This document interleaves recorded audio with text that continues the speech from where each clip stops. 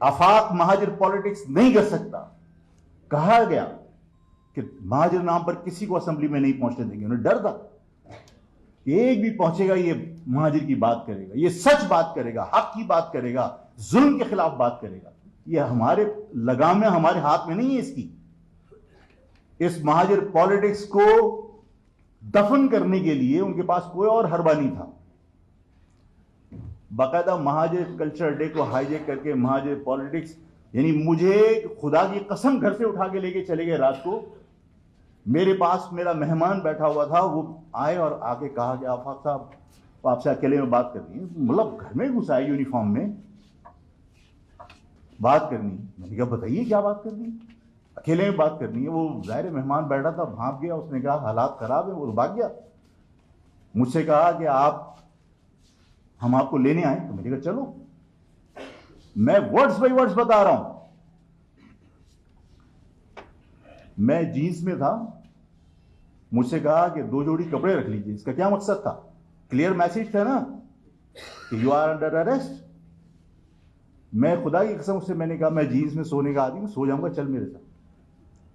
बस एक मैंने एहतियात ये की थी कि बाहर, क्योंकि पुलिस गार्ड्स होती है, साथी होते हैं, मेरी गाड़ी अंदर खड़ी थी। मुझसे कहा जबरदस्ती कि आप अपनी गाड़ी में बैठिए। मैंने कहा नहीं, तुम लेने आए हो, तुम्हारी गाड़ी में बैठूंगा, तुम्हारी गाड़ी में बाहर खड़ी। तो मैं बाहर निकला हूं तो जाहिर है पुलिस वालों को भी मैंने वेव किया, अपने साथी को भी वेव किया, ताकि रिकॉर्ड पे तो रहे कि हाँ ये लेकर गए। पूरी रात उन्होंने मुझे धमकियां दी, पूरी रात मुझे धमकाया, जहनी अजियत दी, सिर्फ इस बुनियाद पर कि महाजिर लफ्ज नहीं चलेगा, और महाजिर लफ्ज से दस्तबरदार अगर नहीं होगे तो खमियाजा भुगतो। मैंने कहा मैं 8.5 साल पहले काट के आया हूं, मजीद काट लूंगा, जो जिंदगी का सफर है। मैंने कहा मैं इस लफ्ज से दस्तबरदार नहीं हूंगा, इसलिए कि ये मेरी शनाख्त है, मेरी कौम की शनाख्त है, और मैं अपनी कौम को बेशनाख्त नहीं करना चाहता।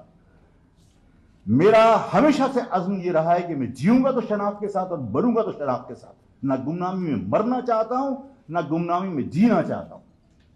मैंने सख्ती से मना किया। जो लफ्ज तुम्हें खटकता है, जो लफ्ज तुम्हें हजम नहीं होता, जिस लफ्ज से तुम शिद्दत से नफरत करते हो, उस लफ्ज के नारे गवर्नर हाउस में सरकारी सरपरस्ती में क्यों लगे? सिर्फ इसलिए कि इस लफ्ज को हाईजैक करने के बाद दफन किया जा सके। लेकिन मैं हमेशा कहता हूं, और मैंने लोगों से कहा है कि ये जो एजेंसियां जो साजिशें करती हैं, लोगों को बेवकूफ समझती हैं, बेवकूफ बनाती हैं। किसी समझदार ने, मेरा ख्याल है कि इन्हीं लोगों के लिए कहा था कि you can fool some of the people all of the time and all of the people some of the time, but nobody can fool all of the people all of the time. कभी कोई जिंदगी भर सबको बेवकूफ नहीं बना सकता। एजेंसियों ने जो कुछ करना था अब तक किया। इस कौम के साथ खिलवाड़ अब बंद होना चाहिए। ताकत के जरिए आप किसी को रोक सकते हैं वक्ती तौर पर। ताकत के जरिए आप किसी को कैद कर सकते, किसी इंसान को कत्ल कर सकते। नजरिए को कोई कत्ल नहीं कर सकता, सोच को कोई कैद नहीं कर सकता, फिक्र को कोई फैलने से रोक नहीं सकता ताकत के जरिए। और अगर ताकत से सब कुछ कुचलना मुमकिन होता तो यजीद आज नफरत की अलामत और हुसैन शहादत के बावजूद सर का ताज नहीं होते। इमाम बुखारी, उनको कत्ल किया गया जहर देकर। जिसने जहर दिया उसकी कब्र आज किसी को नहीं पता। आज इमाम बुखारी से आप उसकी हिदायत लेते हो इस्लाम की। आप किसी जगह पर भी ताकत से किसी को कुचल नहीं सकते। ये एक नजरिया है और ये नजरिया हकीकत है। ताकत से वक्ती तौर पर आप किसी चीज को कुचल के दबा सकते हो, खत्म नहीं कर सकते, शिकस्त नहीं दे सकते। इसलिए कि ये तो नेचुरल फिनोमिना है कि सच और हक को कभी कोई कत्ल नहीं कर सकता। सच और हक हमेशा फतह हासिल करता है, किसी शक्ल में भी हो। और यह हक है, यह सच है कि जिस तरह पंजाबी एक कौम है, उस तरह महाजिर एक कौम है। जिस तरह पठान एक कौम है, पख्तून एक कौम है, उसी तरह महाजर एक कौम है। जिस तरह सिंधी एक कौम है, उसी तरह महाजर एक कौम है। और जो लोग इस महाजर लफ्ज को हाईजैक करके सरकारी दरबारी नजरिया बनाना चाहते हैं, नजरिया दरबारी नहीं होता, शायर दरबारी होते हैं, सियासी लोग दरबारी होते हैं, नजरिया दरबारी नहीं होता, नजरिया सच होता है। तुम उसको गवर्नर हाउस ले जाओ या उसको किसी के दफ्तर ले जाओ। मैं आज लिख कर देता हूं, मैं मर जाऊं तब भी याद रखना कि अल्ताफ हुसैन भी इसी महाजर नजरिए के ऊपर आके काम करेगा, जब भी काम करेगा। अब मुत्तहदा के नाम पर अल्ताफ हुसैन भी काम नहीं करेगा। किसको काम करना है? किसको काम करना है? इलेक्शन को नताइज, इलेक्शन के नताइज सरकार बना सकती है, इलेक्शन के नताइज सरकार बना सकती है। लेकिन क्या लोगों के दिलों के अंदर अपनी सोच एजेंसियां डाल देंगी? इस महाजर नजरिए को लोगों के दिलों से निकाल के फेंक दोगे? तुम इलेक्शन का रिजल्ट बनाते रहो। इलेक्शन के रिजल्ट से क्या होता है? सबको पता है कि इलेक्शन के रिजल्ट्स कैसे बने थे और उन इलेक्शन के रिजल्ट्स की वैल्यू क्या है, सबको पता है। इस शहर में ना महाजर इतिहाद से कोई किसी को रोक सकता है और ना इस महाजर नजरिए के फरोग को कोई रोक सकता है।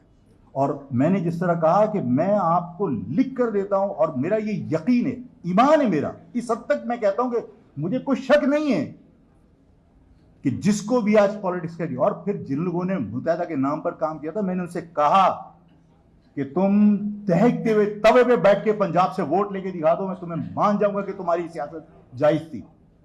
तुम्हें किसी ने वोट नहीं दिया, तुम्हारी जड़ें महाजर कौम के अंदर है। तुम इमली का पौधा लगा के आम खाने की कोशिश करोगे, कभी मुमकिन नहीं है। हमारी पॉलिटिक्स लसानी थी, हमारी कौम के हवाले से हमारी पॉलिटिक्स है।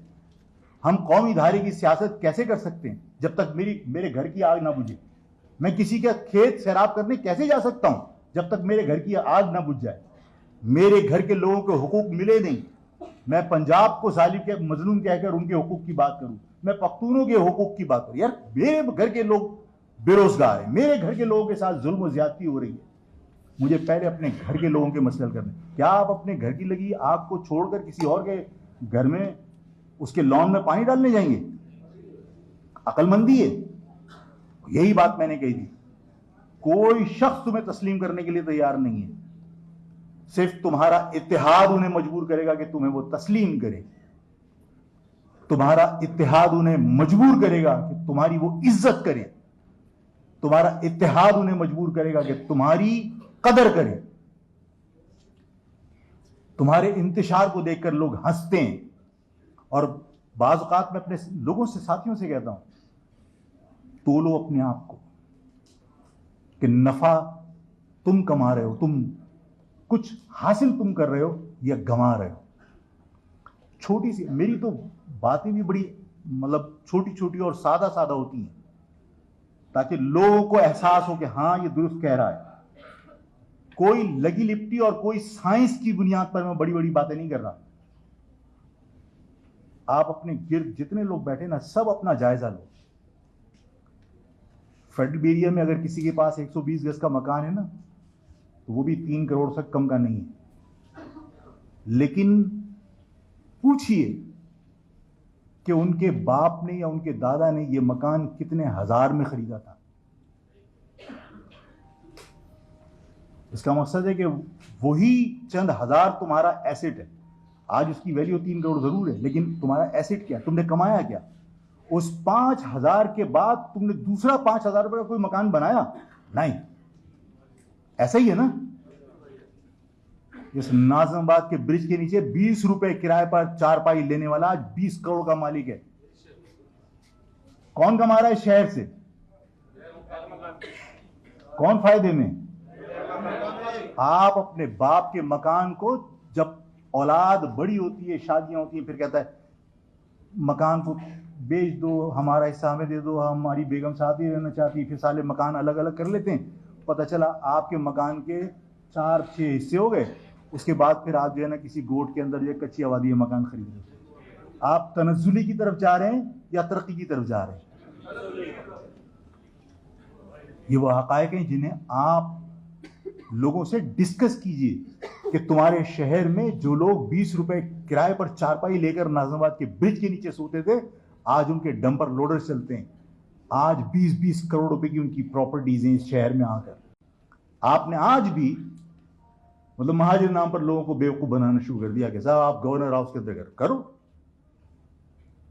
इस नजरिए से जुड़े लोग इस नजरिए को दरबारी कभी नहीं बनने देंगे, इसलिए कि नजरिया ना अल्ताफ की मीरास है, ना आफाक की मीरास है, ना इमरान, ना आमिर की, ना फारूक, किसी की मीरास नहीं। ये नजरिया इस कौम की मीरास है और कौम के लोग इसके वारिस हैं। आफाक नहीं होगा कल अल्ताफ नहीं होगा।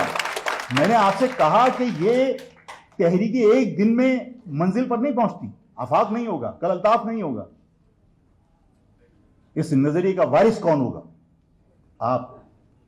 आने वाली नस्ल इस नजरिए की वारिस होगी। मंजिल पर पहुंचे बगैर यह कौम सुकून से नहीं बैठ सकती। आप चाहें कि ये इस कौम को आप गुलाम बना लेंगे, इस शहर के अंदर लाके कच्ची आबादियां बसाकर आप आबादी का तनासुब बिगाड़ देंगे, आप इस शहर के अंदर लोगों को लाके ठेले लगवाकर हमारे कारोबार तबाह कर देंगे, इस शहर के अंदर लाकानूनियत आप फैला देंगे। इस शहर के अंदर अगर कोई मोटरसाइकिल वाला रोक के तलाशी ली जाती है, वो आप होते हैं। पख्तून 4-4 मोटरसाइकिल पे बैठकर क्राफ्टर पे घूम रहे होते हैं, कोई तलाशी लेने वाला नहीं है। ये मजदाएं बगैर लाइसेंस के, बगैर रजिस्ट्रेशन के चल रही होती हैं, कोई रोकने वाला नहीं है। आपकी आल्टो होगी तो आपको रोका जाएगा, आपकी छोटी गाड़ी होगी तो आपको रोक के तलाशी ली जाएगी। मां बहन का एहतराम बिल्कुल कतन लिहाज नहीं रखा जाता, बदतमीजियां की जाती हैं। क्यों? आपके खामोशी को, आपके सब्र को आपकी कमजोरी समझा जा रहा है, आपकी तकसीम का फायदा उठाया जा रहा है। अपने आप को जोड़ने की कोशिश करो, अपने आप को मुत्तहिद करने की कोशिश करें।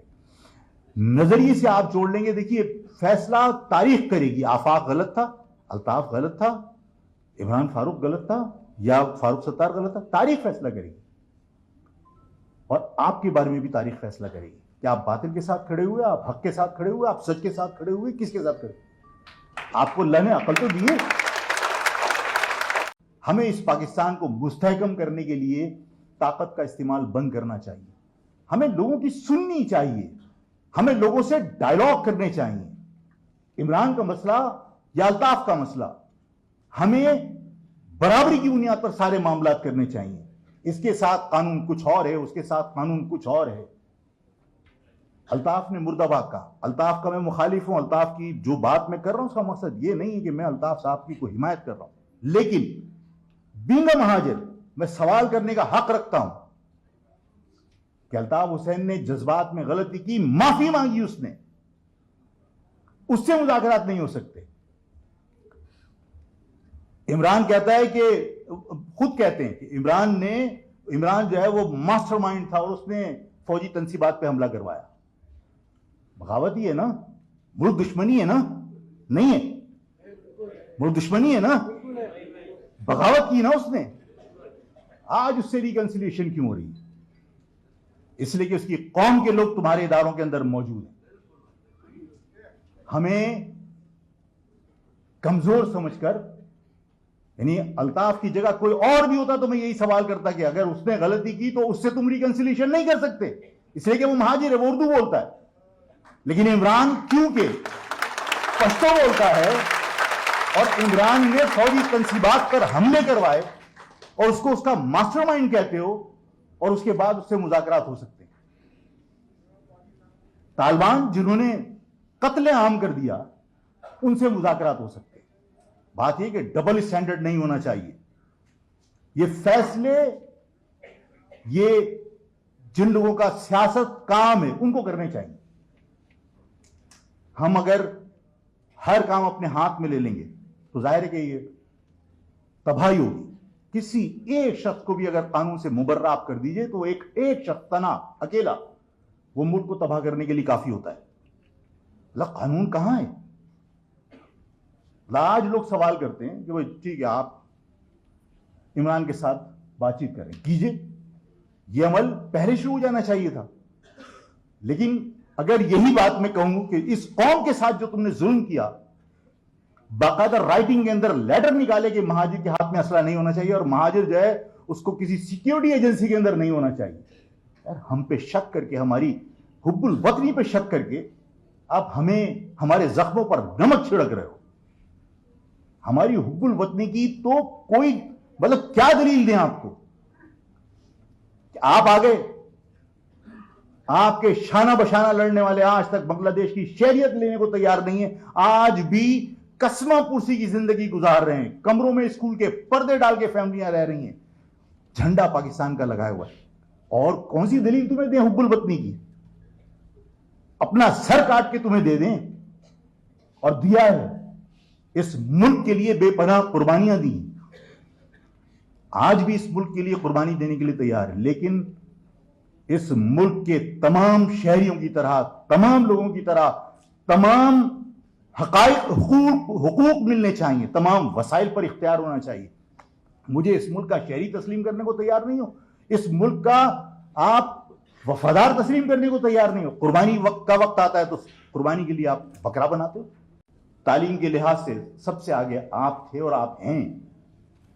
मैं इंटरमीडिएट के रिजल्ट्स जो गवर्नमेंट बनाती है मैं उसकी बात नहीं कर रहा।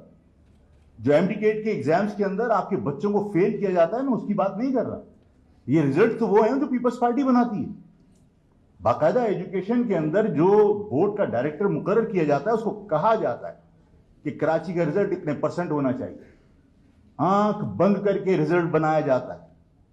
लाड़काना जैसे लोग जिन्हें कंप्यूटर साइंस के अंदर यह नहीं पता होगा कि कंप्यूटर सी से आता है या के से आता है, लेकिन 78% रिजल्ट है वहां का, और आपके यहां 34% रिजल्ट है, 36% रिजल्ट है। कौन बनाता है? People's party. पॉलिसी है। एमडीकेट के रिजल्ट 2 मरतबा आपने गलत साबित किया, लोगों ने कोर्ट के अंदर गलत साबित हुआ।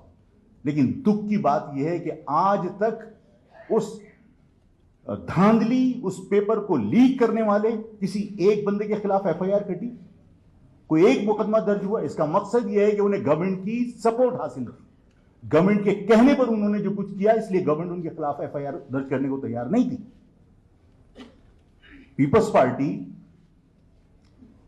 जिसको आज लोग बाज़-औक़ात कहते हैं अरे यार पीपल्स पार्टी की वजह से इलाके में सड़क बन गई, तुम्हें सोने की सड़क भी बना के दे दी जाए लेकिन तुमसे तालीम छीन ली जाए, तुमसे तुम्हारी शनाख्त छीन ली जाए, तुमसे तुम्हारी अक़दार छीन ली जाए, तुम्हें रोडों पे भंगड़े करवाए जाएं, तो तुम्हारी सोने की सड़क क्या तुम्हारे लिए कीमती है? इस शहर के लाखों बच्चे अब तक अपना मुस्तकबिल बर्बाद कर चुके, और मुस्तकबिल उन्होंने मेहनत करने के बावजूद उनको वो रिजल्ट नहीं मिला। किसने बर्बाद किया? जो बच्चे 80% रिजल्ट, 90% मार्क्स फर्स्ट ईयर में लेते हैं, सेकंड ईयर में डेलिबरेटली उनको जो है वो फेल किया जाता है, किसी को सप्ली में डाल दिया जाता है। मैंने उन बच्चों को रोते हुए देखा है कि जो कह रहे हैं मैं पेपर में हाजिर हुआ हूं, मैंने पेपर दिया है, लेकिन उसकी एब्सेंट लगी हुई है। अब जाओ एप्लीकेशन देके आप अपील करते फिरो। एनएडी और मेडिकल कॉलेज के एडमिशन का टाइम तो गया। आप कॉपियां चेक करने के लिए ड्रामा करते हैं। आप कहते हैं जनाब आप कॉपी रीचेक करने के लिए या रिकाउंटिंग के लिए आप एप्लीकेशन दे दीजिए, फीस जमा कराते हैं। हजारों बच्चे लाखों करोड़ रुपया जमा कराते हैं। क्या होता है वहां पे? अगर मैं कॉपी के अंदर सवाल का जवाब लिख के आया हूं, मेरा हक नहीं है कि मैं उस कॉपी को चेक कर सकूं कि मैंने जवाब दुरुस्त दिया था या गलत दिया था। मेरा हक बनता है ना। वो आपको कहेंगे आप एप्लीकेशन दे दीजिए, हम नंबर रिकाउंट करेंगे, आपकी कॉपी को रीअसेस नहीं किया जाएगा, नंबर रिकाउंट होंगे। तो जो नंबर किसी उल्लू के पट्टे ने आपको दे दिए वो सिर्फ रिकाउंट होंगे। आपकी कॉपी रीअसेस नहीं कर सकते, आप अपनी कॉपी मांग नहीं सकते कि मुझे चेक तो कराओ, मैंने जवाब क्या दिया था, मैं तो पूरी कॉपी भर के आया हूं भाई। बच्चियां रोती हैं, बच्चे रोते हैं, इनके मुस्तकबिल से कौन खेल रहा है? पीपल्स पार्टी नहीं रोक सकते आप, इसलिए कि जिन लोगों को एजेंसियों ने आपके सर पर मुसल्लत किया है हारने के बावजूद, वो किया इसीलिए कि उनकी जबानों को बंद रखा जाए, उनकी लगामें अपने हाथ में रखी जाएं। महाजर लफ्ज हर एक को हजम नहीं होता, कौमियत की शनाख्त हर एक को हजम नहीं होती। जो लोग यहां पर पहले से आबाद थे वो अपने आप को कहते हैं हम सन ऑफ सॉइल हैं, और हमें कहा जाता है कि तुम हिजरत करके आए थे, तुम दूसरे दर्जे के शहरी हो। और हमारे वो लोग जो यहां सियासत करते हैं वो सीना तान के अपने आप को महाजिर कहने की बजाय कानों में एक दूसरे से कह रहे होते हैं कि मसलहत है, समझा करो। ये मसलहत गुलामी की पहली सीढ़ी होती है। आफाक अहमद ने जब अल्ताफ साहब ने मुत्तहदा बनाने की कोशिश की तो मैंने मुखालफत की। मैंने कहा कि शनाख्त के बगैर हुकूक का तसव्वुर ही नहीं होता। तुम आप अपनी शनाख्त से आज दस्तबरदार हो जाओगे तो उसके बाद अपने हुकूक की बात कैसे करोगे? तुम्हारे साथ होने वाले जुल्म पर आवाज कैसे बुलंद करोगे? मैंने मुखालफत की। मेरी मुखालफत को कुचलने के लिए जाहिर है कि मेरे खिलाफ जो हथकंडे इस्तेमाल किए जा सकते थे किए गए अल्ताफ साहब की मुखालफत के बाद, और मुझे भी मजबूर किया गया कि आप लफ्ज महाजिर से दस्तबरदार हो जाइए। मैंने इनकार किया। आपको भी पता है मैं ज़ाहिर 8.5 साल जेल किसी के मतलब दावत वलीमे में शिरकत की जुर्म में तो मैं नहीं गया था। ज़ाहिर मेरा जुर्म यही था कि मैंने अल्ताफ साहब के इस इक़दाम की मुखालफत की थी और उसूली इख्तिलाफ था। मेरा अल्ताफ साहब से कोई ज़ाती इख्तिलाफ नहीं था। और मैंने हमेशा कहा कि ये वक्त गुजर जाता है, तारीख हमें रोनती हुई आगे निकल जाती है, और फैसले हमेशा तारीख ने किए कि कौन दुरुस्त था। तो मैंने अगर मुखालफत की तो 8.5 साल मैंने जेल काटी, और जब से आया हूं तब से मुझे सियासी सरगर्मी नहीं करने दी गई। इलेक्शन के वक्त मुझे बाकायदा कहा गया कि महाजिर लफ्ज काबिल कबूल नहीं है और महाजिर नाम के ऊपर हम सियासत नहीं करने देंगे, महाजिर नाम पर हम किसी को असेंबली में नहीं पहुंचने देंगे। और कहा गया कि भाई आपको जो चाहिए आपको मिलेगा। यानी मुझे बाकायदा कहा गया कि आप आए आके मुत्तहदा संभालें। मैंने कहा मुत्तहदा से मेरा क्या ताल्लुक? और मैं तो जाहिर है कि अल्ताफ साहब से भी मैंने इख्तिलाफ किया था, तो इसी बुनियाद पर, उसूली बुनियाद पर कि तुम अपनी शनाख्त से दस्तबरदार हो रहे हो तो कल अपने हक की बात कैसे करोगे? और तुम अपने साथियों को, अपनी कौम के लोगों को कमजोर कर रहे हो मसलहत का निवाला खिलाकर। हम क्यों मसलहत का शिकार हो? हम क्यों अपने आप को दूसरे दर्जे का शहरी तस्वुर करें? ये पंजाब जो हमें कहता है कि हम सन ऑफ सॉइल हैं, कभी पूछो कि रंजीत सिंह की हुक्मरानी थी और उससे पहले अंग्रेज की हुक्मरानी थी, वो जमीनें बांटता था, तुम्हारे तो बाप की 1 इंच जमीन नहीं थी। तुम सन ऑफ सॉइल कहां से हो? तुम्हें जो जमीन मिली मेरे बाप दादाओं की कुर्बानी के बाद जब पाकिस्तान बना उस वक्त मिली। इस सिंध के सियासतदान और तारीखदानों ने अपनी किताबों में लिखा है कि सिंध की जमीन नहीं बल्कि औरतें तक गिरवी थी राजा दाहिर के पास, हिंदुओं के पास, उनकी नस्लों के पास, और बाकायदा कायदे आजम से दरखास्त की गई थी, मायदा किया गया था कि पाकिस्तान बनने के बाद हमारी औरतों को और हमारी जायदादों को हमें वापस किया जाए। जो आज सन ऑफ सॉइल कहते हैं वो सन ऑफ सॉइल इस वजह से कि तुम्हारे बाप दादाओं ने कुर्बानी दी थी और उन्होंने ये पाकिस्तान बनाया था, जिसकी वजह से आज वो सन ऑफ सॉइल कहते हैं। जिनकी वजह से तुम सन ऑफ सॉइल बने हो वो दूसरे दर्जे का शहरी कैसे हो सकता है? वो पहले पाकिस्तानी है, तुमसे पहले पाकिस्तानी था। इस शहर के लोगों की कदर करना सीखो, इस शहर के लोगों के साथ जुल्म और ज्यादती बंद करो। वरना इस शहर के लोगों का मतलब, मैंने अगर बात की है कि पीपल्स पार्टी ने सूबे की राह हमवार की, आप क्या समझते हो कि सूबे के लिए कोई आइन की जरूरत पड़ेगी? जब पाकिस्तान बना था तो क्या बरतानिया के जो उस वक्त के कानून थे उसके अंदर कोई अलग मुल्क का कानून के अंदर गुंजाइश थी? नहीं थी ना। ताकत से ही हासिल किया ना। जब हम अलहदा वतन हासिल कर सकते हैं तो सिंध के सूबे से अलहदा सूबा हासिल करने में कितनी देर लगती है? और सबको पता है कि देखिए, मैं अपनी कौम के बारे में हमेशा कहता हूं कि मेरी कौम के बारे में लोग उसको अंडर एस्टिमेट करते हैं। मेरे लोगों को अंडर एस्टिमेट किया।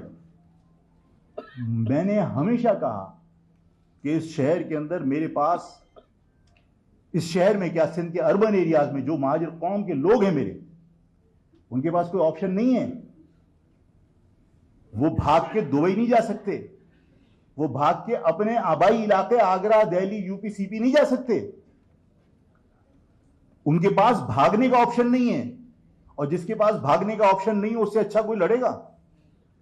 अंडर एस्टिमेट करते हो। जिस दिन, जिस तरह उन्होंने कहा ना, जगाओ मत, अब भाई जागे हुए हैं, लेकिन फिर मुझे मतलब वही के शेर याद नहीं होता। मेरे एक साथी थे, मैं फिर बता दूंगा शेर, मुझे कुछ याद आ रहा था कि मैं अभी तक लबालब भरा नहीं हूं, लोग समझ रहे हैं कि मर गया हूं, अभी मरा नहीं हूं। तो ये जो हमारी कौम है ना, लोग समझ रहे हैं कि अभी हमको खामोश हैं, तो लबालब क्योंकि नहीं भरा अभी, और जिस दिन लबालब भरेगा ना तो पता चलेगा कि लोग समझ रहे हैं कि मर गया हूं, अभी मरा नहीं हूं। इस कौम के लोग, इस कौम के लोगों के अंदर, सुन लीजिए, अगर सुन लो, इस कौम के लोगों के अंदर जाहिर है ये इतनी रेजिलिएंट कौम है कि लोग ये समझते हैं कि दबा दिया, स्प्रिंग को दबाने के बाद स्प्रिंग को कब तक दबा के रखोगे? ये बड़ी रेजिलिएंट कौम है। इसने हमेशा अपने हक हासिल करने के लिए किसी भी हद तक गए, और फिर सबको बता दिया कि कुर्बानी देना जो जानता है, जो मौत से नहीं डरे, उससे ज्यादा कोई मतलब बहादुरी से लड़ेगा। हमारे पास कोई ऑप्शन नहीं है। मैं आगरा नहीं जा सकता, यूपी नहीं जा सकता, दिल्ली नहीं जा सकता। मैं अपने बच्चों के मुस्तकबिल के लिए अगर गोली खाने के लिए तैयार हूं तो गोली मारने में मुझे कितनी देर लगेगी? मैं अगर जहनी तौर पर तैयार हूं तो मैं सिर्फ ये समझाना चाहता हूं, मेरी कौम के लोगों को अंडर एस्टिमेट किया जाता है। महाजिर लड़ने वाले लोग नहीं है, महाजिरों की हिस्ट्री तुम्हें नहीं पता। आज जो लोग यहां बैठे हैं, इनकी जो बाकियात इंडिया में, खुदा की कसम उनके सामने हिंदू चारपाई पे नहीं बैठ सकता, जिन्हें तुम लावारिस छोड़ के आए। मतलब हम किस तरह किसी से कमजोर हो सकते हैं? आज भी इंडिया में जो मेरे रिश्तेदार है, कम से कम उनके सामने हिंदू चारपाई पे सामने नहीं बैठ सकता, नीचे बैठेगा। हमें इस शहर के अंदर अगर कोई समझे कि गुलाम बना लेगा, हमारी रगों में किसी गुलाम का खून नहीं है, हाकिमों का खून है। हमारी रगों में मार्शल का खून है। मैं हमेशा लोगों को एहसास दिलाने के लिए कहता हूं कि सिद्दीकी, फारूकी, उस्मानी, सैयद कोई गुलाम नहीं था, हाकिम थे। कायम खानी, जितने भी राजपूत, रांगड़ को मैंने हमेशा वजाहत के साथ कहा है, रांगड़ का मकसद रणगढ़, मैदान जंग में गढ़ जाने वाले लोग। तुम तो कोरोना के अंदर खिड़कियों पे लद के भाग रहे थे। उस कोरोना से डर के मारे हमने क्या ये शहर छोड़ा था? हमारे पास ऑप्शन नहीं था। अगर हमारे साथ कोई जुल्म करेगा तो हमारे पास भागने का ऑप्शन नहीं है, तो हमसे अच्छा कोई लड़ेगा? मत अंडर एस्टिमेट करो। ये मुल्क तुमसे ज्यादा मेरे बुजुर्गों ने कुर्बानियां दी और मेरा है, तुमसे ज्यादा मेरा है। इस मुल्क के बारे में तुमसे ज्यादा फिक्रमंद मैं हूं, और मैं इस वजह से फिक्रमंद हूं कि तुम्हारी इसी हट धर्मी की वजह से बांग्लादेश तुमने गंवा दिया, जो पाकिस्तान का हिस्सा था। पीपल्स पार्टी समझती है कि हम सब के सब घास खाते हैं, और जो तुम करते रहोगे हम उसी को, उसको खामोशी से बर्दाश्त करते रहेंगे। जब मलिर डिस्ट्रिक्ट बना था तो आफाक ने उस वक्त कहा था कि ये मलिर डिस्ट्रिक्ट कल कराची का हिस्सा नहीं होगा, और इसी फेडरल एरिया में अल्ताफ साहब की गली में बेकरी तक बंद थी, मैंने जब स्ट्राइक की कॉल दी थी, इसलिए कि कौम को इस बात का एहसास था कि आफाक सही कह रहा है। महाजर कौम को तकसीम करने के लिए फिर सबने कोशिशें की। मलिर डिस्ट्रिक्ट मैंने कहा था कि ये कराची का हिस्सा नहीं होगा फ्यूचर में। मलिर डिस्ट्रिक्ट के अंदर लसानी बुनियादों पर तमाम सिंधी आबादियों को, गोटों को शामिल करके, और तमाम जो आमदनी के जराए थे जो स्टील मिल, पोर्ट कासिम, ये तमाम मलय डिस्ट्रिक्ट का हिस्सा है। PIA, Korangi industrial area, Landhi industrial area, ये तमाम का तमाम जहां से रेवेन्यू जनरेट होता है वो मलय डिस्ट्रिक्ट का हिस्सा है। और कोई भी नोटिफिकेशन उठा लेना आफाक की बात साबित करने के लिए कि आफाक गलत है, कोई नोटिफिकेशन उठा लेना, कोई स्टैंप उठा लेना मलय डिस्ट्रिक्ट की, हर डिस्ट्रिक्ट के साथ लिखा होगा Korangi district Karachi, district central Karachi, लेकिन मलय डिस्ट्रिक्ट के साथ कराची नहीं लिखा होगा। आप सब आंखें बंद करके बैठे रहो। लेकिन मैं आज फिर आपसे कह रहा हूं कि मैं पीपल्स पार्टी के तमाम जुल्म और ज्यादती पर पीपल्स पार्टी को थैंक्स बोलता हूं, इसलिए कि पीपल्स पार्टी ने यह साबित किया कि वो महाजरों की दुश्मन जमात। कराची के अंदर आज यूनिवर्सिटी के अंदर कोई एक कोर्स, चाहे वो बिजनेस एडमिनिस्ट्रेशन का हो, अगर मैं यानी कराची का बच्चा, कराची का कोई भी शख्स अगर उस कोर्स के लिए 1 लाख रुपए सेमेस्टर के दे रहा है ना, तो 30,000 रुपए सिंध यूनिवर्सिटी में जाते हैं। यहां अगर 2,20,000 रुपए दे रहे हैं तो वहां 80,000 रुपए जाते हैं। यहां 55,000 स्टूडेंट्स के अंदर 26-27 गाड़ियां आपके पास हैं जो पॉइंट्स हैं यूनिवर्सिटी के, और सिंध यूनिवर्सिटी के अंदर टोटल 22,000 स्टूडेंट हैं, 70 पॉइंट्स हैं। हर जगह 3 का मुकाबला या 4 का मुकाबला है, यानी हम 4 और 1 सिंधी बराबर, हम 4 और 1 सिंधी बराबर। और सिर्फ ये एक जगह नहीं है, इसी डिस्ट्रिक्ट सेंट्रल में जहां आप बैठे हैं, प्रोविंशियल असेंबली की सीट के ऊपर 2,68,000 वोट भी हैं, और देही इलाकों के अंदर 45,000 और 58,000 के ऊपर सूबाई असेंबली का बंदा मुंतखब होकर आता है। यानी उसकी जो टोटल रजिस्टर्ड वोटर्स की तादाद है वो 58,000 है, 45,000 है। यहां 2,68,000 के ऊपर एक प्रोविंशियल असेंबली की सीट है, 5 गुना ज्यादा। इसका मतलब है कि 5 महाजरों का 1 वोट और 1 सिंधी का 1 वोट। तो इस कराची की आबादी को किस तरह उन्होंने 5 से डिवाइड करके आपको असेंबली में भेजा है। तो आप असेंबली के अंदर कभी भी अपने हुकूक का दिफा नहीं कर सकते। मैंने हमेशा कहा है और आज फिर कहता हूं कि महाजरों के मसले का हल सिर्फ और सिर्फ अलहदा सूबा है। और पीपल्स पार्टी का मैंने शुक्रिया इसलिए अदा किया कि पीपल्स पार्टी अपने इकदाम से महाजरों को खुद अलहदा सूबे की तरफ धकेल रही है।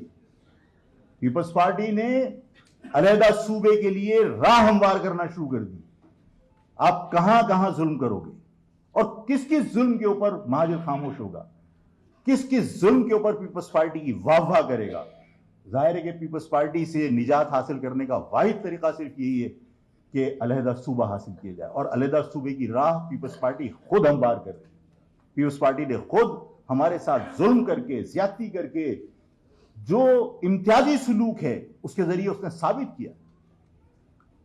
आप सोचिए, पूरी कराची की डेवलपमेंट के लिए जितना पैसा नहीं है, पूरे कराची के अंदर डेवलपमेंट के लिए जो बजट नहीं रखा नहीं गया, उससे 3 गुना ज्यादा सिर्फ सीएम हाउस की तरक्कियात के लिए, सीएम हाउस की मेंटेनेंस के लिए पैसे रखे। 3.5 करोड़ लोग और चंद वडेरे, उनकी हैसियत बराबर है। इस जुल्म के ऊपर हम कब तक खामोश रहेंगे? और जाहिर है कि इस खामोशी का मकसद ये नहीं है कि तुम्हारी हर बात को हम बर्दाश्त कर लेंगे, या इस बात का मकसद ये नहीं है कि तुम्हारी साजिशों से हम बेखबर हैं। मुझे एग्जैक्टली याद नहीं आ रहा, मैंने कहीं किसी जगह एक मतलब मुझे शेर याद होते नहीं है, ईमानदारी की बात ये। मतलब ये सोचना गलत है कि तुम पर नजर नहीं, मसरूफ हम बहुत है लेकिन बेखबर नहीं। तुम जो साले सीएम हाउस में करते हो हमें पता है, तुम जो हमारे खिलाफ साजिशें करते हो हमें पता है। इस महाजर कौम की खामोशी का मकसद ये नहीं है कि वो लाइल में, वो सोशल मीडिया पे जब अपनी चीजें शेयर करती है और लोगों से कहती है ना कि ये जुल्म हो रहा है, जागो, इसका मकसद है कि लोगों को एहसास है कि हमारे साथ गलत हो रहा है, लोगों को एहसास है कि तुम्हारे साथ जो कुछ हो रहा है वो महाजर कौम की वजह से हो रहा है, तुम्हारी जबान की बुनियाद के ऊपर हो रहा है। इस शहर के अंदर सब जानते हैं कि हैवी ट्रैफिक 12 बजे से पहले अलाउ नहीं है, लेकिन पूरे दिन वाटर टैंकर घूम रहे होते हैं। मैं आज आपके सामने बिल्कुल बिला खौफ कहता हूं कि पानी का कारोबार मैं और आप कर ही नहीं सकते। ये जो पानी का कारोबार है ये वो बाअसर लोग कर रहे हैं जिन्हें कोई पूछने वाला नहीं है, जिनको जो कानून से मुंह भर रहा है। जब उनके टैंकर इस रोड के ऊपर दंदनाते फिरेंगे तो इंसान तो मरेंगे। इस शहर के लोगों को जानवर और कीड़े मकोड़े समझना बंद करो। मैं मुअद्दबाना गुजारिश करता हूं कि इस शहर के अंदर जो लोग रोज पानी के टैंकरों के नीचे कुचले जा रहे हैं, ये टैंकर भी जाहिर है बासर लोगों के हैं, हाइड्रेंट्स किसके हैं? मेरा और आपका थोड़ी हो सकता है। आपको पता है कौन पानी बेच रहा है? पूरे शहर के अंदर पानी की सप्लाई लाइन के जरिए होनी चाहिए, और अगर मुमकिन नहीं है और कहीं कोई प्रॉब्लम है वक्ती तौर पर, तो भाई आप रात को 12 बजे से पहले पानी का टैंकर नहीं चलाओगे। हुकूमत इस बात को यकीनी बनाए ताकि इंसान की जिंदगियों से खेलना बंद हो। इस शहर के अंदर, इस शहर में क्या पूरे मुल्क के अंदर वाईफाई जो है, वो जो सर्विसेज है वो सब गड़बड़ हो गई। पता है ना सबको। मैंने किसी साहब से कहा, मैंने कहा कि यार इमरान प्रोपेगेंडा कर रहा है या इमरान के लोग प्रोपेगेंडा कर रहे हैं, झूठ और सच सब उसमें शामिल है, तो भाई सियासी लोगों को उसका मुकाबला करने दो। जरूरत इस बात की तो नहीं है कि आप साला नेट ही बंद कर दो। अगर कोई तुम पे सवाल उठा रहा है तो हजरत उमर से बड़े तो नहीं हो। हजरत उमर को किसी ने खुतबे के दौरान इज्तिमा में कहा कि अमीरुल मोमिनीन, मुझे इस बात की शिकायत है कि सबको बैतुल माल से एक एक चादर मिली, आपका उसमें लिबास बन ही नहीं सकता था। वो मेंबर से उतर के नीचे आ गए और अपने बेटे से कहा, जवाब दो। उन्होंने कहा कि हाँ, मेरे बाबा की एक चादर में लिबास नहीं बन सकता था, मैंने अपने हिस्से की चादर भी दी तो बाबा का लिबास बना है। तो जिसने शिकायत की थी उसको अमीरुल मोमिनीन वजाहत कर सकता है, तो तुम्हें वजाहत करने में क्यों मौत आती है? तुमने पूरे पाकिस्तान के लोगों का जो ई बिजनेस करते थे, उनका करोड़ों लोगों का तुमने नुकसान कर दिया, तबाह कर दिया, बर्बाद कर दिया उनका कारोबार। यार जवाब दो। और तुम्हारा दिफा तुम्हारी गवर्नमेंट को करना चाहिए, इसलिए कि जो हमारे कौमी इदारे हैं, चाहे वो फौज हो, चाहे वो पुलिस हो, चाहे वो रेंजर्स हो, चाहे वो वफाकी गवर्नमेंट का कोई भी इदारा हो, वो सब हुकूमत के मातहत है ना। मातहत इदारों का दिफा किसको करना चाहिए? हुकूमत दिफा करे। लेकिन दिफा का तरीक़ेकार ये तो नहीं है कि तुम जवाब देने की बजाय इंटरनेट सर्विसेज मुअत्तल कर दो। करोड़ों लोगों का कारोबार इस बिजनेस से मुतासिर हो रहा है। हुकूमत से मैं मुतालबा करता हूं कि ये जो नेट की सर्विसेज को आपने कमजोर किया हो, इसको बहाल किया जाए। करोड़ों लोगों के बिजनेस खराब हो रहे हैं। हुकूमत इस मसले का हल तलाश करे और नेट की सर्विसेज को मुअत्तल करने की बजाय इसको बहाल करे। इस शहर के अंदर, इस शहर में क्या पूरे मुल्क के अंदर वाईफाई जो है, वो जो सर्विसेज है वो सब गड़बड़ हो गई। पता है ना सबको। मैंने किसी साहब से कहा, मैंने कहा कि यार इमरान प्रोपेगेंडा कर रहा है या इमरान के लोग प्रोपेगेंडा कर रहे हैं, झूठ और सच सब उसमें शामिल है, तो भाई सियासी लोगों को उसका मुकाबला करने दो। जरूरत इस बात की तो नहीं है कि आप साला नेट ही बंद कर दो। अगर कोई तुम पे सवाल उठा रहा है तो हजरत उमर से बड़े तो नहीं हो। हजरत उमर को किसी ने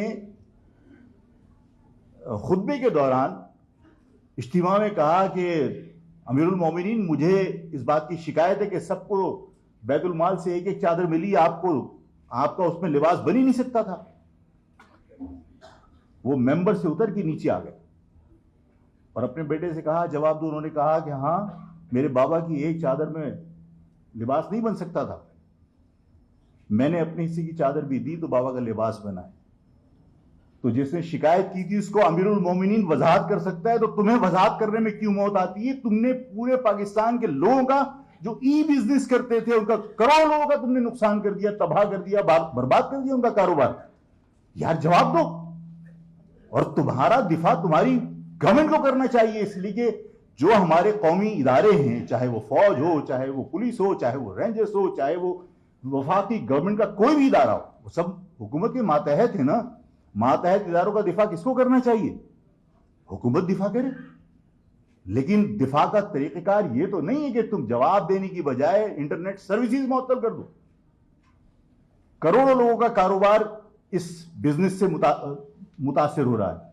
हुकूमत से मैं मुतालबा करता हूं कि ये जो नेट की सर्विसेज को आपने कमजोर किया हो, इसको बहाल किया जाए। करोड़ों लोगों के बिजनेस खराब हो रहे हैं। हुकूमत इस मसले का हल तलाश करे और नेट की सर्विसेज को मुअत्तल करने की बजाय इसको बहाल करे। इस शहर के अंदर कुछ दिन पहले धरने दिए, बंद कर दिया। और आपको पता है कि मैंने कहा कि पारा चनार में जो लोग रहते हैं, जो मारे गए, वो भी इस पाकिस्तान के शहरी हैं, उन्हें तहफ़्फ़ुज़ फराहम किया जाए। मैंने धरने की मुखालफत नहीं की। क्यों नहीं की थी? इसलिए नहीं की थी कि वो धरने किए चाहे किसी की ईमा पर भी हो, ज़ाहिर एजेंसी के कहने पर किए थे, सीधी सी बात। उस धरने को खत्म करने के लिए फिर किसी और से धरना करवाया गया कि शहर को खोलने के लिए शहर बंद करने का फिर एक बार अमल हुआ कि पहले अहले तशी बैठे हुए थे, इस पारा चनार के अंदर लोग मरे, कराची बंद हो गया। चलो, हम भी उस दुख में शरीक। और मैंने क्यों खामोशी इख्तियार कर ली? इसलिए कि चाहे मसलक की बुनियाद पर मैं किसी से एग्री करूं या नहीं करूं, लेकिन उस धरने में मुझे यह पता था कि मेरी कौम के लोग, लेकिन उस धरने को खत्म करने के लिए जो लोग आए, उनका इस शहर से क्या ताल्लुक था, किसकी ईमा पर आए? यह साबित किया जा रहा है कि इस शहर में अब तुम नहीं, कोई और हड़ताल कर सकता है। इस शहर में आज जो जुल्म ज्यादती हो रही है, मतलब पारा चनार में कत्ल हुए, बिल्कुल गलत है। इंसान इंसान है, लेकिन मेरी कौम के बच्चों का जो माशी कत्ल हो रहा है, जो तालीमी कत्ल हो रहा है, जो एहतिसाल हो रहा है, जो आज तबाह कर दिया इस कौम को, इस पर मैं एहतजाज नहीं कर सकता। मैं आज धरना देने के लिए आपसे कहूं कि चलो 20 आदमी धरना देने के लिए बाहर रोड पे बैठते हैं, जूते मारेंगे, गोलियां चला देंगे, इसलिए कि आप उनकी इजाजत से नहीं कर रहे और आप उनकी मर्जी से नहीं कर रहे। आपकी लगामें उनके हाथ में नहीं है। आप उनके इशारे पे करोगे तो आप पूरा शहर बंद करके रखो, 4 आदमी बैठो, 40 मोबाइल खड़ी करके वो शहर बंद कर देंगे। लेकिन आप अपने साथ होने वाले जुल्म के ऊपर शहर बंद करने की कोशिश करेंगे, एहतजाज करने की कोशिश करेंगे, आपको गोलियां मार देंगे। और ऐसा हुआ है इस शहर के अंदर कि इंसान की कोई कदर कीमत नहीं थी। क्यों?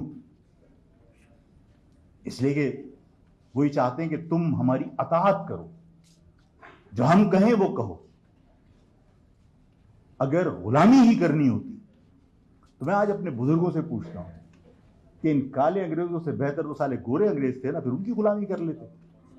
हमने अगर उनकी गुलामी बर्दाश्त नहीं की तो तुम गुलामों के गुलामों की हम गुलामी क्यों बर्दाश्त करें? हमने बेपनाह कुर्बानियां देकर अगर आजादी हासिल की थी तो इसलिए थोड़ी की थी कि यहां पर कोई वायसराय बन के बैठ जाए किसी ऑफिस में और अब उसकी गुलामी करे। ये शहर, ये मुल्क मेरे बुजुर्गों के मरहून मिन्नत है। आज भी इस शहर से अगर टैक्स ना जाए तो पाकिस्तान नहीं चल सकता। इस शहर के लोगों को हकीर समझना बंद किया जाए। लोग कहते हैं ना कि किसी का 40वां हो गया, किसी की सियासत को दफन करके उसका 40वां हो गया। यहां तो फॉर्म 47 बना के तुमने 47वां कर दिया उन लोगों का। आज मतलब किस बात की हम तवक्को रखें कि हां ये इस महाजर कौम की रहनुमाई करेंगे?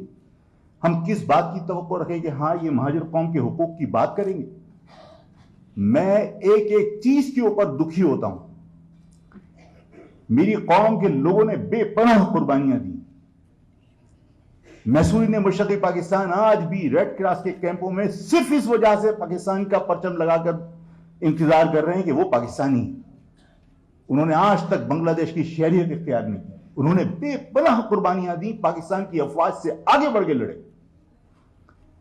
16 दिसंबर आया, जिनके मंशूर का हिस्सा था कि मैसूरी ने मशरक़ी पाकिस्तान वापस आने चाहिए। एपीएमएसओ का यही मंशूर था ना, एपीएमएसओ का यही मंशूर था ना कि मैसूरी ने मशरक़ी पाकिस्तान वापस आने चाहिए। अपने अल्लाह को गवाह बनाकर सोचो कि वो तंजीम जो इस महाजर नाम पर बनी थी, 16 दिसंबर को बिल्कुल एपीएस के जो बच्चे थे वो भी मेरे बच्चे थे।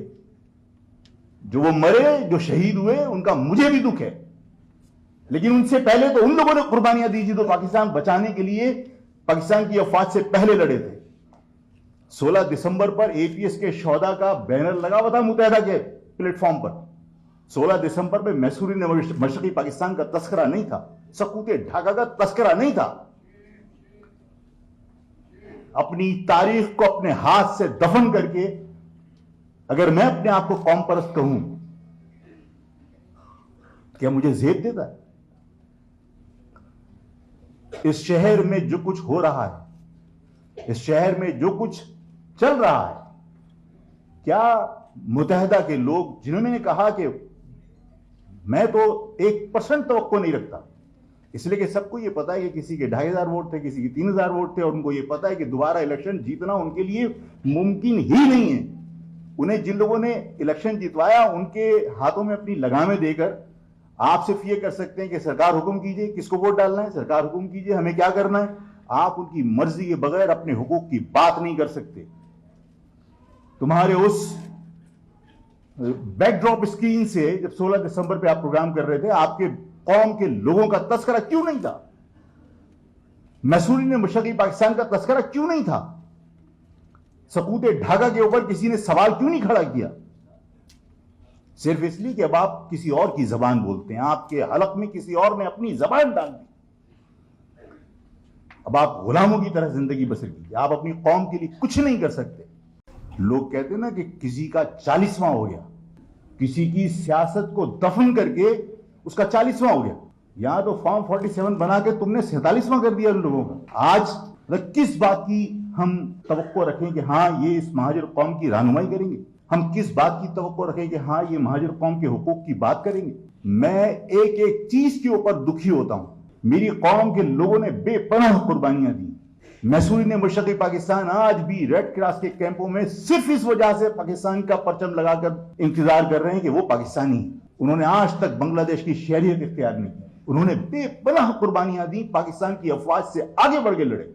16 दिसंबर आया, जिनके मंशूर का हिस्सा था कि मैसूरी ने मशरकी पाकिस्तान वापस आने चाहिए। एपीएमएसओ का यही मंशूर था ना, एपीएमएसओ का यही मंशूर था ना कि मैसूरी ने मशरकी पाकिस्तान वापस आने चाहिए। अपने अल्लाह को गवाह बनाकर सोचो कि वो तंजीम जो इस महाजर नाम पर बनी थी 16 दिसंबर को, बिल्कुल एपीएस के जो बच्चे थे वो भी मेरे बच्चे थे। जो वो मरे, जो शहीद हुए, उनका मुझे भी दुख है, लेकिन उनसे पहले तो उन लोगों ने कुर्बानियां दी जो पाकिस्तान बचाने के लिए पाकिस्तान की अफवाज से पहले लड़े थे। 16 दिसंबर पर एपीएस के शोहदा का बैनर लगा हुआ था मुत्तहदा के प्लेटफॉर्म पर। 16 दिसंबर में मैसूरी ने मशरकी पाकिस्तान का तस्करा नहीं था, सकूते ढाका का तस्करा नहीं था। अपनी तारीख को अपने हाथ से दफन करके अगर मैं अपने आप को कौम परस्त कहूं, क्या मुझे जेब देता है? इस शहर में जो कुछ हो रहा है, इस शहर में जो कुछ चल रहा है, क्या मुत्तहदा के लोग जिन्होंने कहा कि मैं तो 1% तवक्को नहीं रखता, इसलिए कि सबको यह पता है कि किसी के 2500 वोट थे, किसी के 3000 वोट थे, और उनको यह पता है कि दोबारा इलेक्शन जीतना उनके लिए मुमकिन ही नहीं है। उन्हें जिन लोगों ने इलेक्शन जितवाया उनके हाथों में अपनी लगामें देकर आप सिर्फ ये कर सकते हैं कि सरकार हुक्म कीजिए किसको वोट डालना है, सरकार हुक्म कीजिए हमें क्या करना है। आप उनकी मर्जी के बगैर अपने हुकूक की बात नहीं कर सकते। तुम्हारे उस बैकड्रॉप स्क्रीन से जब 16 दिसंबर पे आप प्रोग्राम कर रहे थे, आपके कौम के लोगों का तस्करा क्यों नहीं था? मैसूरी ने मशरकी पाकिस्तान का तस्करा क्यों नहीं था? सकूते ढाका के ऊपर किसी ने सवाल क्यों नहीं खड़ा किया? सिर्फ इसलिए कि अब आप किसी और की जबान बोलते हैं, आपके हलक में किसी और ने अपनी जबान डाल दी। अब आप गुलामों की तरह जिंदगी बसर कीजिए, आप अपनी कौम के लिए कुछ नहीं कर सकते।